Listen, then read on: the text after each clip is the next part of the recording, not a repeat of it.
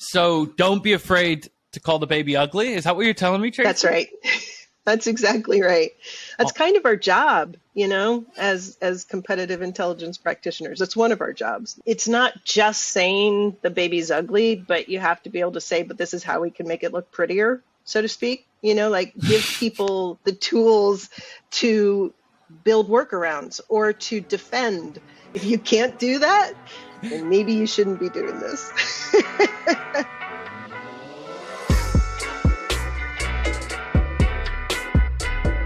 All right, today I am joined by Tracy Berry, the Director of Competitive Intelligence and Communications at Freshworks. Tracy, thank you so much for joining us. Thanks for having me, Adam. It's a pleasure. Well, I don't know how we haven't had you yet. We've been chatting for Lord knows how long. I remember my first week at Klue as I watched your awesome presentation with us. That was 2 years ago now. We've been in communication, but I think the stars have aligned because you are our guest for episode 50 of the show. 50. That's exciting. I feel privileged to be one of this is like a benchmark production. So this is awesome. And we have a benchmark episode too, because you shared the 30, 60, 90-day plan for success with your competitive function 2 years ago on a presentation with Klue. Now, since then, you've worked at you've launched or worked on 2 different compete programs at 2 different companies? Yes. And so you've put the 30, 60, 90-day plan into action 2 more times after your time at ServiceMax 2. So we wanted to revisit it. I think, one, because it's super valuable for our audience, for anyone that's looking to just build out an understanding of what their compete program should do, shouldn't do, setting expectations. We're going to cover a whole bunch. To kick things off, high level, what's the value in establishing this 30, 60, 90-day plan with your competitive strategy? So I think there's a couple of things about giving you value to this plan. One of them is that having a 30, 60, 90-day plan planned out, first off, is very impressive. But 2, it really outlines the game plan that everyone can agree on, your boss, their boss, your stakeholders. And also, it really holds you accountable during those 30, 60, and 90 days. It's like a checklist, basically, of what you're doing, what you've done, where you're going. But it holds you accountable both to yourself and to your stakeholders to make sure that you're executing on your plan. What I love about the plan that you've laid out is it's like, this is how compete works. It's a dedicated function, and this is how it's going to operate. Right. And, just so you know, this is not exclusive to a compete program. Right? Actually, there are a lot of people in my current company, Freshworks, who are coming in and building out programs for the first time. And we have a thought leader in our company who keeps using me as he called me his poster child, to have other people do 30, 60, 90-day plans and also the 30 and 30 interviews, which are part of that plan, because it just helps you not only have a game plan, but then identify the priorities for building out your program. Before we get into the nitty gritty, I know you even teased there the 30 and 30, which we're definitely going to get into here. Has anything drastically changed in terms of what your plan looked like when you first kicked off at ServiceMax to today at Freshworks? Not really. Not much has changed. I have to say, I've honed the questions in the 30 and 30 interviews a little bit. I've tweaked them, but they've worked beautifully. My last position at Automation Anywhere, I was using a 30, 60, 90-day plan for an established CI function. So it was really my role after going through my 30, 60, 90-day plan and those 30 and 30 interviews. It was more about facilitating change and reestablishing priorities. Interesting. So how different was that? Going in from something where it's from scratch compared to, there's something existing, but I'm sure you found some leaks on the ship. That required a bit of diplomacy. I had been, brought in as a practitioner of CI, and so I had a game plan, and I used my interviews to help me understand, to kind of get my fingers on the pulse of competitive in the company, and that helped me really set the priorities I needed to. Well, that's a perfect segue because we want to get into the first 30 days, which you talk about is understanding how your business competes today. And first of all, when you're a compete professional, you could be jumping into a lot of different industries that maybe you don't actually have as much subject matter expertise or you're not as familiar with. Like for yourself, you've jumped between industries and whatnot. What are some of the ways that you research or get a grip on just like the broad competitive landscape in the industry as a whole? If I'm applying or looking to make a transition to a new job at a new company, I do some legwork to begin with so that I can speak knowledgeably in the interview process.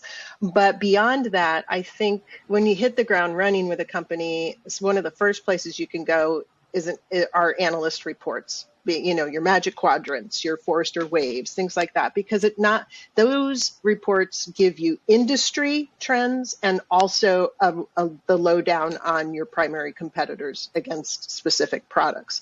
I would also say looking at industry publications, any internal documents. Another good way to find out about your market or your industry is to do a competitor profile. Because you just inherently, in doing research on a specific company, you're going to end up getting exposed to industry information and industry trends as well.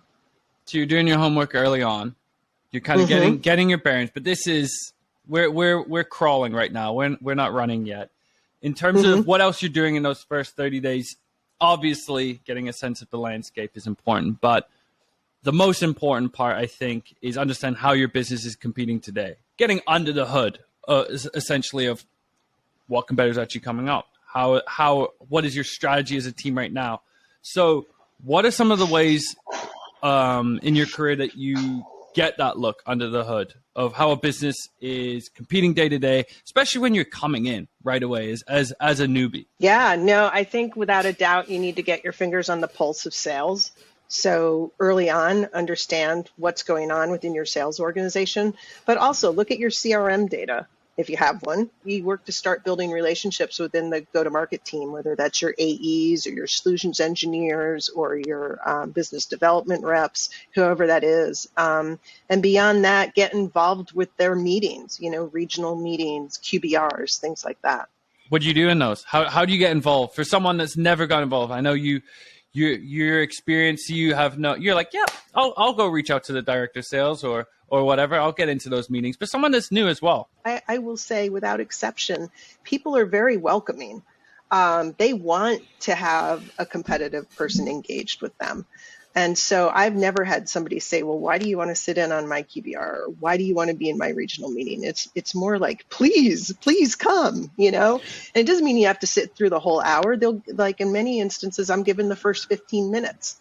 So I do my spiel, I do a Q&A, I give people an update, and then I go and they continue their meeting. It's really important to do that early on. I mean, I think, and I mentioned this in the webinar, part of your early duties in your role is to evangelize competitive intelligence. You can do it at the proverbial water cooler. You can do it by engaging with sales in these meetings. You can, do it in any number of ways. As analysts, we can oftentimes be introverted, but we have to find that extroverted part of us that acknowledges that we have to go out and evangelize and make ourselves heard. What do you see with CI analysts that might be a little bit more introverted? Like, what's the issue with not going out and evangelizing? What is that say? Like, what's that going to do for your program? If you're not evangelizing, if people don't know you're there, then you're working in a vacuum.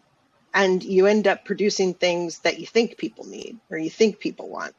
And that does nobody any good, right? I mean, you need to know your audience. You need to know what your stakeholders' pain points are. You need to understand what your directive is, basically. So one of the things you've done is like quick wins for these folks. What have some of those looked like? I've done it a few different ways. I would say at ServiceMax, I got into deal reviews right away. Then I was asked about a major competitor for which they had no competitive information. So I did a profile on that competitor, and then I presented that profile. Quick wins, you can't do it in a week, but you can do it in a quarter or maybe a little over a quarter, is looking at your CRM and revamping your CRM. I mean, you can bring in a competitive analytic tool like Klue and go live early, like ramp it up and go. And then also putting processes into place. I mean, the last 3 companies I've worked for have been startups, or in the case of Freshworks, a newly IPO'd startup. And so a lot of those companies you need to build process and organize the chaos. And that in and of itself can oftentimes be a huge win. And you can do that fairly quickly. On those first 30 days, are you setting expectations? Are you drawing the line of like what compete is, what compete isn't? Or is that for a later date? When you report out after those 30, 60, 90 days, that's the time when I think you set the expectation, because you have an idea of what your game plan is going to be, what your priorities are. And so you also know that you've prioritized things. That means there are some things that maybe didn't make the cut, but are still important to somebody out there somewhere. So you have to set those expectations of what's going to be done and what's not going to be done. And that's a good time, to think about the art of the possibility, right? Like, I could be doing more if I had this. Right? If I had this tool or this third-party help or additional headcount or something like that. Tell me about the competitive profile you wrote at ServiceMax. Like, what was the response to that when there's nothing there, and then you come to the party fresh with a competitive profile? Like, what was the response like? It was a huge win. It was a huge win, and one of the reasons it was a huge win was that up to that point, competitive in the company had been done part-time by product marketing.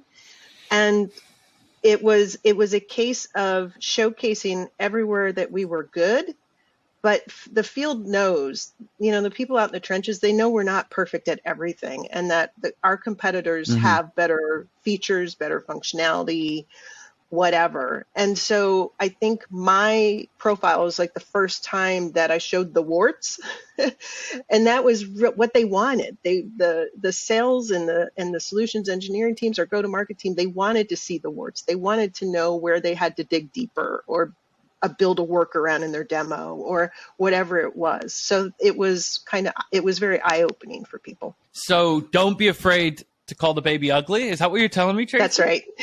That's exactly right.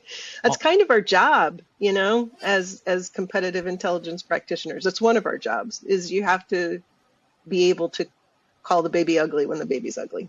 It's not just saying the baby's ugly, but you have to be able to say, but this is how we can make it look prettier, so to speak. Like give people the tools to build workarounds or to defend.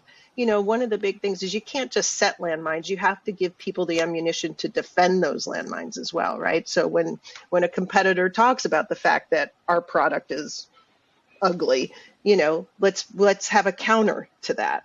So it's things like that. You enable people to make it less ugly. When you are uncovering all of your weaknesses, you are inherently giving product the information they need to be able to build out your product to reach parity and or to innovate and differentiate. On that note, because the product team are going to be the experts in the product, like I think it's unreasonable to expect the compete team to know as much about your own product as the product team themselves. But what kind of things have you delivered to the product team to help them on that roadmap front? Yeah, well, first, I think it's really important to build those relationships and get buy-in from product. So it's not enough just to sit in on sales meetings or things like that. You need to have a cadence for meeting with product as well in order to have a relationship with them and to build trust. I would say that the best practice is to have those regular meetings, to engage, to get buy-in, and then also to include them on like cross-functional projects. I think that really goes a long way. It's all about relationships, really. If you think about a battle card, is like there's different levels of detail. You go into a battle card that would be like, so if you did a competitive profile on this emerging competitor no one knew about, you've got the high level depositioning that is going to be super valuable for sales.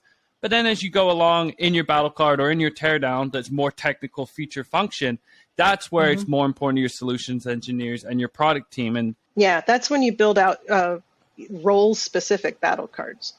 is that Mm-hmm.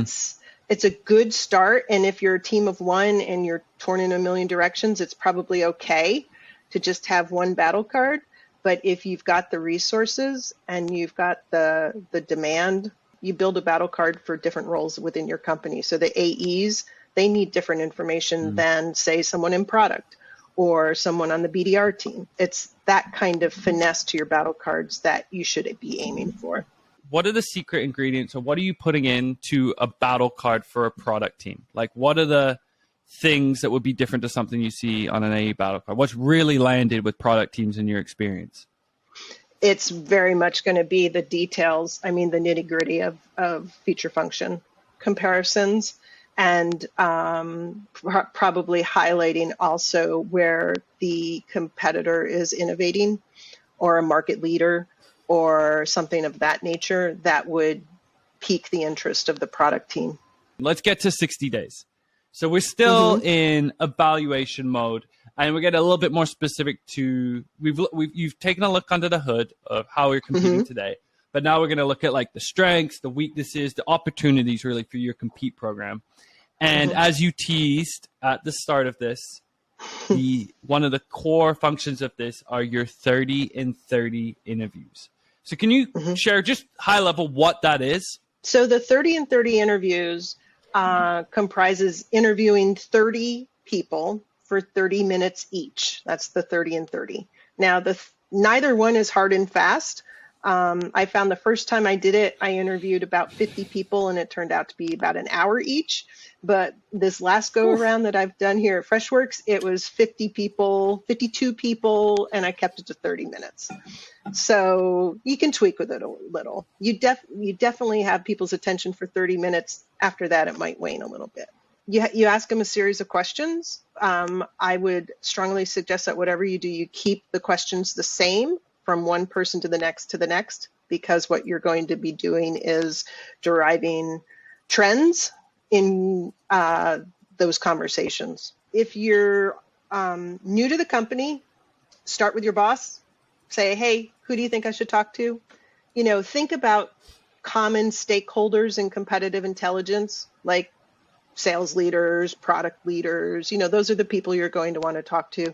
But really, once you get started, the conversations you have with people, they will bring up other people that, oh, you should talk to so-and-so. And that's how your list grows. And that's how I had that scope creep from 30 people creeped up to 52, because there were all these people that came up. Oh, you should talk to this person. Oh, this person knows about that. So that's how it works. It's like it just grows. So let me tell you what I asked today. I asked people to tell me about their use of competitive intelligence in their current role. Then I asked them, what's working today with competitive intelligence? Then I asked them what's broken, what's missing, and what's on their wish list. And then finally, one that I added to the repertoire last time was, how do you prefer to receive or consume your competitive intelligence? What's the most illuminating trend or response you've seen when you analyze these kind of responses or results? You're going to get 30 responses to these 6 or so questions. Yeah, it's interesting because I've done it twice for a new function and once for an existing function. But regardless of that, there are some trends across those companies. Everybody's dying for centralized competitive intelligence. Everybody wants true product differentiation, not those rose-colored glasses we talked about earlier. And they also want differentiation beyond that feature function comparison. Like, what's their go-to-market motion? What's their sales strategy? That sort of thing. And then also another common complaint is dirty win-loss data in the CRM. Oh, Tracy, are we opening that can of worms right now? Dirty win-loss data. I think everyone listening right now just had like shivers go up their spine when you just said the words dirty win-loss or CRM data. Well, I would love to come back and talk to you another time about that, because I think that warrants its own discussion. This does warrant its own discussion, full session. Yes, but yes. In the mean, let's do a little teaser here for folks. What are some of your quick fire tips to clean up data? Because I kid you not, Tracy, and I'm sure you've spoken to millions of compete practitioners too, but like unanimously, this is a challenge, obstacle, thing that is integral to being successful with compete and launching a program, but so dang hard to tackle. So give me some quick fire tips on how you're cleaning up CRM data in your time. Well, I would tell people there is hope. I've done it successfully twice. It's on my to-do list now. You have to make it required fields so that sales or whoever's inputting the data has to complete it before they can close out the stage. And then you have to enable around it heavily, constantly, consistently, so that the people inputting the data don't just have this task they have to complete. They understand why they're being asked to do this, what's important about it, and what's in it for them. When it's dirty, you show them why it's dirty and why it doesn't tell them the story it needs to. And then you show them the art of the possibility. With clean, consistent data, we will have insights into your win rates, why you're losing. Before you close this out, it's really important to capture not only who you won or lost to, but who you're in an opportunity with in the here and now, so that you're not only giving backward insights into what happened in the past, but you can also share competitive information about our current deals and what's at risk, who's at risk, who are we risking it to, that sort of thing. So in terms of the 30 and 30, you cover, as you mentioned, these are the stakeholders you want to talk to. These are the questions you're asking. These are the trends you see. What do you do with all of this information then? Like what, obviously there's it's clear the value of it is like you're kind of getting a consensus across the company of what's needed, but how do you start to put those things into action? The 30 and 30 interviews always, without a doubt, give you a clear idea of the pain points that your stakeholders have. And from that, you can derive the priorities of how to address those pain points. If it's centralized competitive intelligence is a pain point, you centralize competitive intelligence. How do you do that? You use a tool. And again, if you have no budget, you don't have to buy a tool, but it's my recommendation is to get a tool, but there are other ways. If you need to provide true product differentiation, that's a no-brainer, really, right? I mean, you just have to show the warts, and the warts are there. I mean, it's just in how you go about gathering and analyzing the information. People want to be notified regularly of updates. You create a newsletter. Any of those things, those priorities, and don't like pick 10 or 20 priorities. I pick 5 every time, top 5 priorities. And then that allows me to execute on them. Win-loss has always been a priority, and I think across the board. So I start to build out a win-loss program. You can start small with no budget. There are lots of things you can do with no budget on win-loss. Another favorite topic of mine. But definitely you need to start somewhere. I don't record my 30 and 30 interviews, but I keep pretty detailed transcripts of the conversation so that I can go back and actually pull out themes.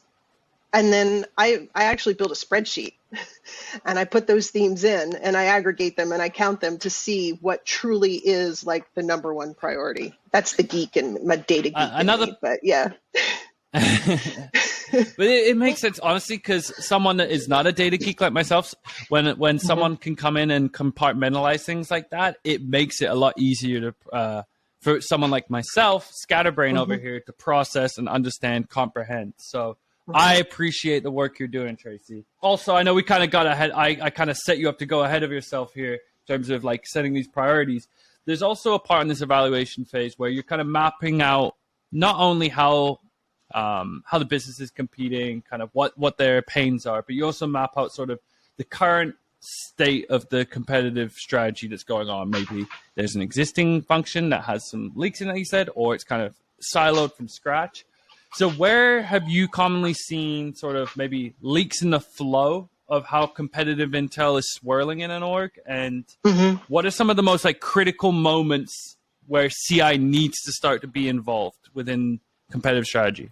I don't think there's leaks per se. You either have barriers to flow, like silos, or you have a one-way communication where you need a two-way flow.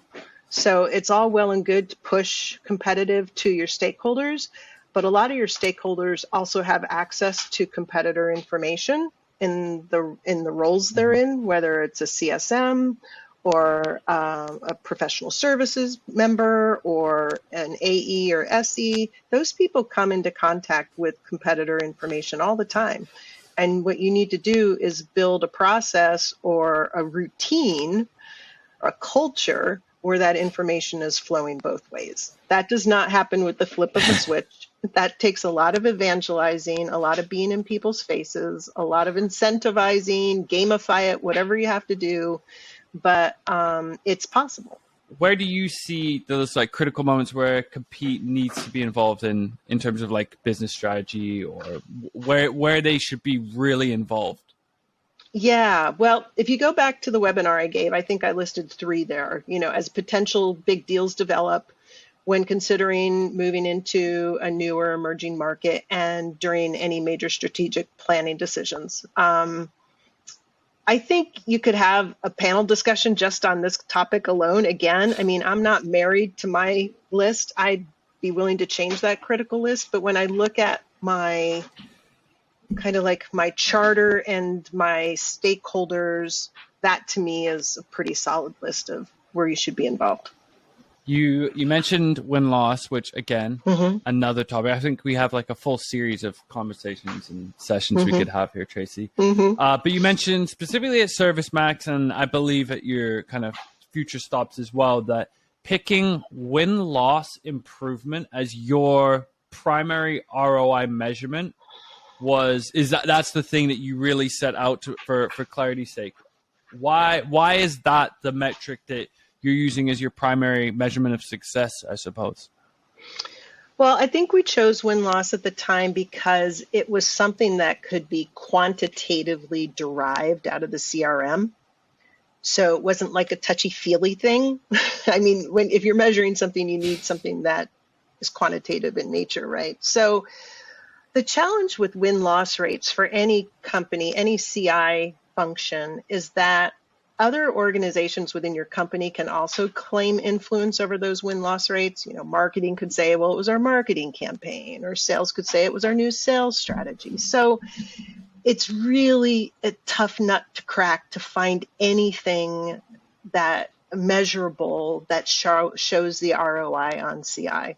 Another panel discussion, because I'd love to hear success stories. I hear people's hypotheticals a lot, but I would like to hear true success stories on how people do it.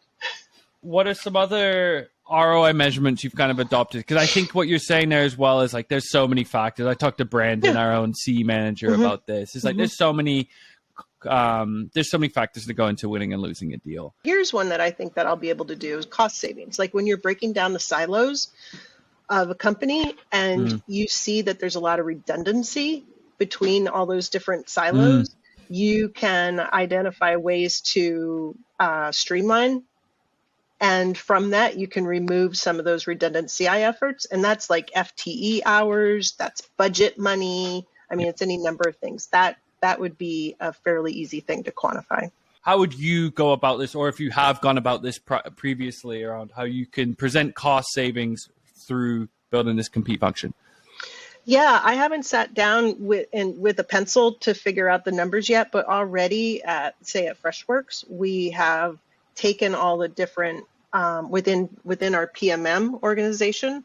We've pulled together all the people doing competitive intelligence, mostly part-time, but we're all a team now. We call ourselves the Klue crew because they're all part of the Klue curation process.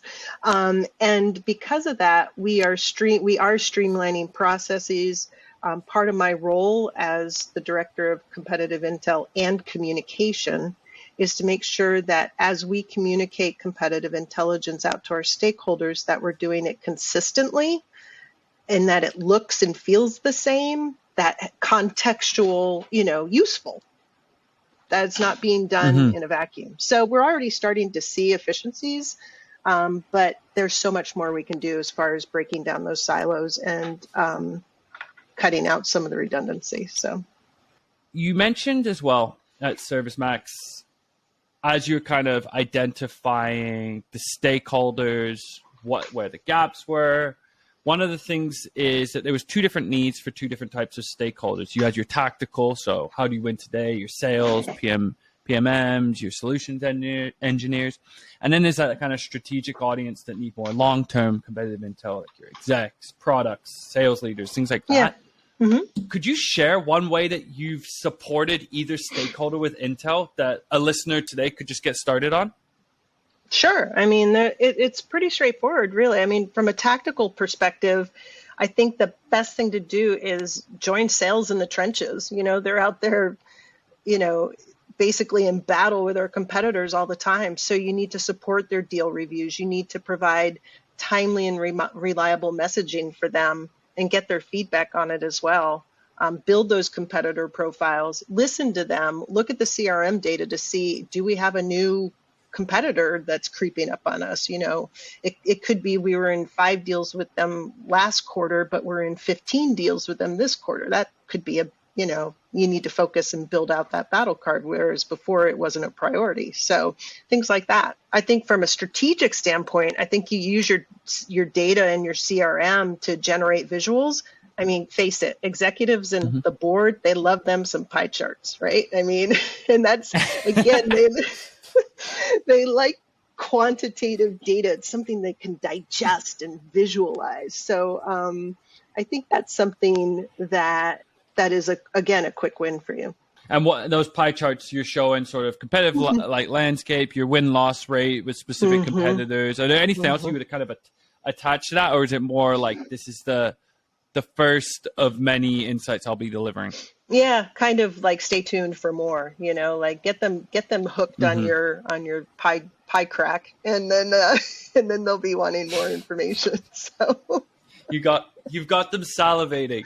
That's right. We talked earlier about how you've built kind of competitive intel battle cards for product teams, this non-sales audience, which is really interesting because you usually think battle card sales, which is a huge portion of it. Start with sales, serve that team, they're hungry. But as you mentioned, you can support product teams, solutions engineers. How are you using Klue to serve intel to non-sales folks? We talked about products, so maybe how are you using Klue to serve intel to your exec team, for example?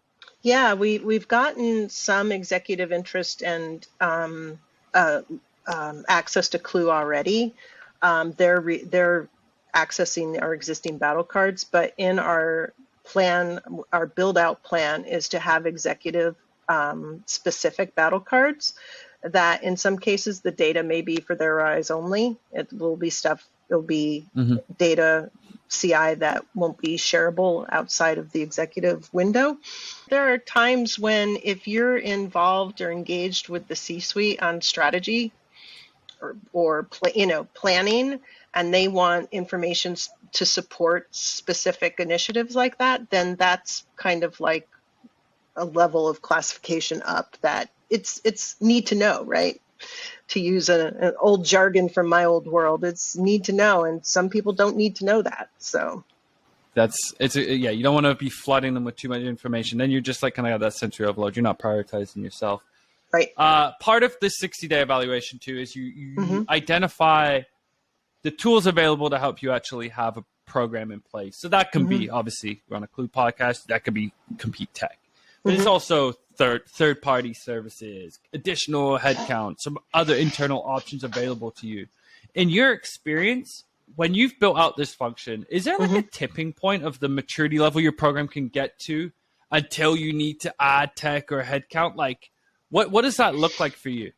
I would say, and I think a lot of team of one or new CI people have a similar issue, and it's not necessarily at the level of maturity of your program, because you can mature your program, but if you don't have budget and the money behind you to grow your program, then you're not going to get another headcount. You might not get another tool, so you have to work with what you have. But if you go beyond that and you just look at maturity levels, I'd say that you would need to add headcount as you build out, obviously, different aspects of your program. Like, for example, to me, win-loss is a huge major tenet of a CI program, and it has many pillars to it. And that's a full-time function right there for me, in my mind, for a CI analyst, just doing win-loss. At Freshworks, we're very product-centric. So we have different teams looking at the competitive landscape vis-a-vis different products.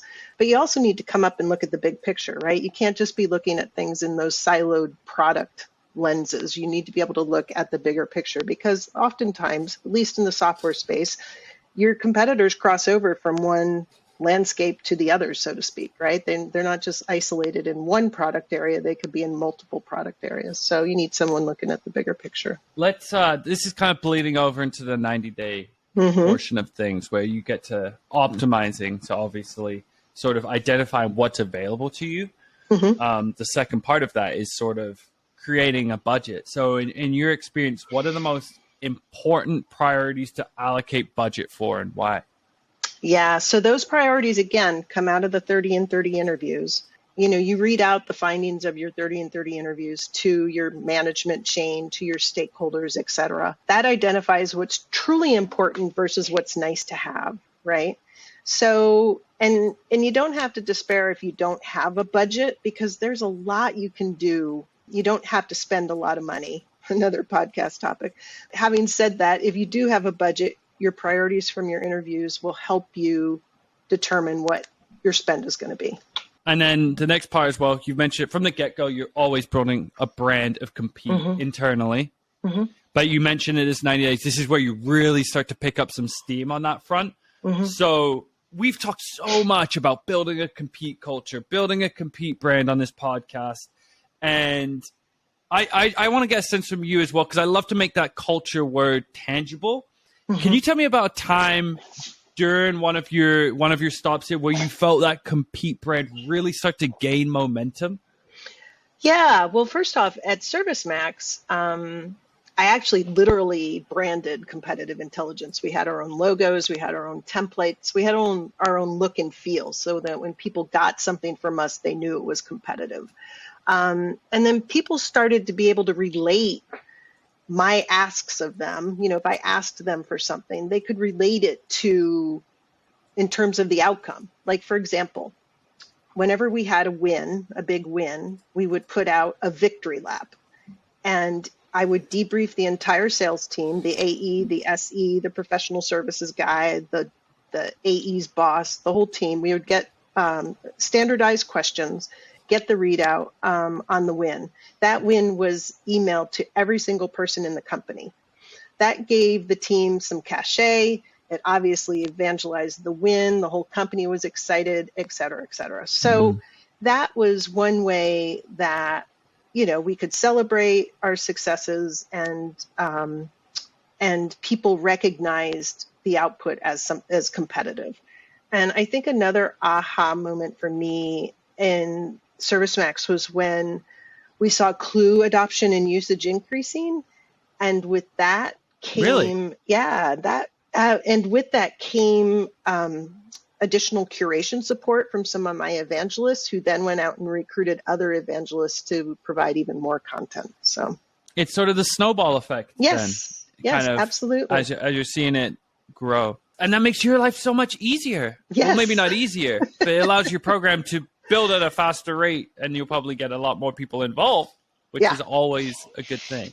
In terms of, as well, you mentioned one of the things at the end of like your 90-day, because you're also out throughout this 30, 60, 90, you're doing all of this work, but you're also outlining plan, processes, getting rid of chaos. What does your timeline look in terms of the deliverables that you're going to be sharing with folks over these 90 days and looking ahead to? Because obviously it's not 90 days done.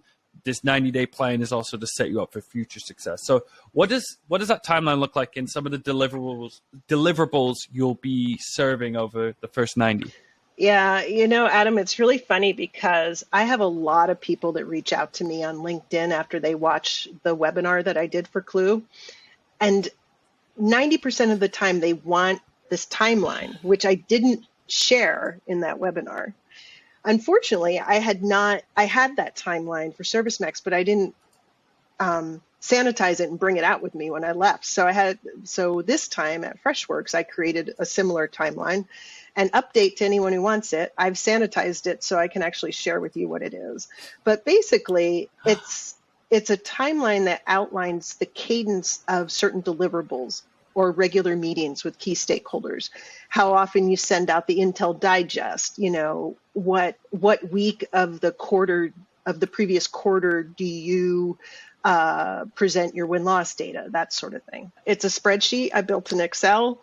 It shows all my one-to-one meetings with my CI leads. It shows my Intel Digest. It shows my news feed updates. It shows everything that I can conceive of that I touch that involves other people or engagement of some nature. So that is so comprehensive. I think we're going to also, what's that? I think we've got 6 follow-up topics, conversations, pieces of content we need to get into now, Tracy. I think a lot of Compete folks are chomping at the bit to provide that value. And what is that value I provide? And if you try to bite off too much, then you might just burn out. So I love the idea of setting expectations and also a regular cadence, because I think regularity, consistency, at least from someone like myself in the content space, is delivering consistently is often. It's not the snazzy, flashy things that you always see, but it's the foundation that you need, the bedrock you need in order to really build a strong brand. It's not just all the big flashy wins. It's like consistently showing up. That's right. That's exactly right. I appreciate your time here. We went deep. We went long. 30, 60, 90-day plan, Tracy. Is there anything else you'd like to add or share in regards to this for listeners, how they can kind of follow this plan, things that they should avoid, things that they should really prioritize or focus on?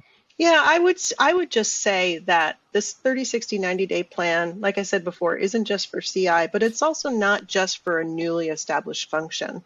If you're in a rut, or if you're like when I went to Automation Anywhere, I was new to an existing function. Whenever you're in a situation where you need to understand your stakeholders and prioritize their needs, I think that at least the 30 and 30 interviews will give you that. But the 30, 60, 90-day plan helps you along the way, helps you kind of build that framework, and then helps you at the end of it all report out your findings. And don't be afraid to call babies ugly. Don't be afraid to call babies ugly. That's right. That's our job as a competitive intelligence practitioner, whether you want it to be or not. If you can't do that, then maybe you shouldn't be doing this. I think that's the perfect way to end this one. On that note, Tracy, this is an absolute pleasure. Folks, if you haven't listened to our previous webinar, it's incredible. You can find it on YouTube. We'll put it in the show notes here. Tracy, where can people find you, reach out to you, learn from you? You can find me on LinkedIn. And you can find me, my Freshworks email address, tracy.berry@freshworks.com. Thank you so much for making episode 50 a special one, Tracy. Thank you. Catch everyone next week.